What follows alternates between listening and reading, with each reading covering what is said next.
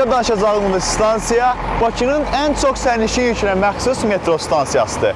Bu isə onun həm nəqliyyat mübadilə mərkəzinin yanında, həm də Bakının şimal qapısı statusuna məxsus ərazidə yerləşməsi ilə əlaqədardır. Elə buna görə də Koroğlu stansiyasını Bakının mərkəzi stansiyası adlandırsaq yerinə düşər.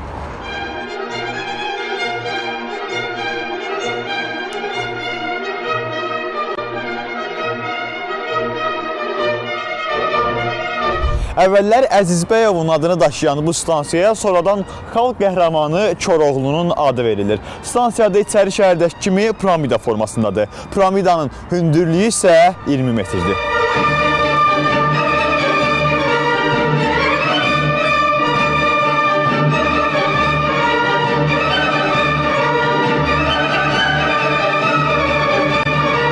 Koroğlu stansiyasının ümumilikdə 7 giriş-çıxışı var. Bu çıxışlar Milli Gimnastika Arenasına, digər tərəfdən isə Alov Parkına və onun arxasında Olimpiya stadionuna və Atletlər kəndinə gedən əziz bakılıların və şəhərimizin qonaqlarının işini daha da asanlaşdırır.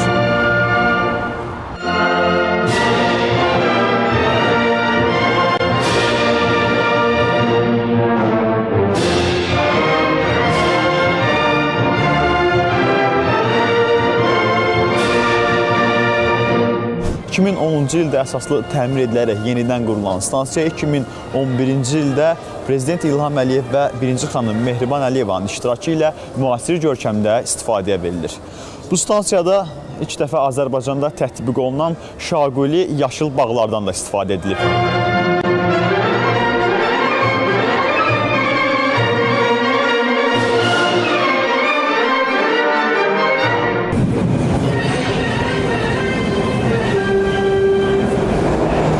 Stansiyada səslənən əsər Azərbaycan musiqisinin ən məşhur əsərlərindəndir. Belə ki, qatar stansiyaya çatan zaman Üzeyir Hacıbəylinin Koroğlu Verturasından fraqment səslənir.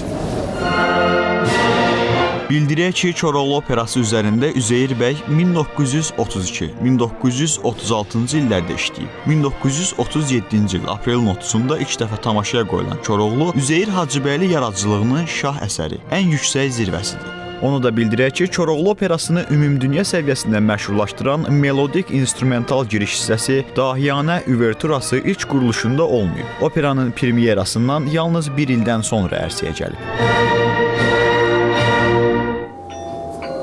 Qapılar bağlanır. Növbəti stansiya Qaraqarayi. Əziz bakılılar və şəhərimizin qonaqları, bu həftə biz sizə Koroğlu stansiyasından xəbər verdik. Növbəti stansiyada görüşənədək hələlik.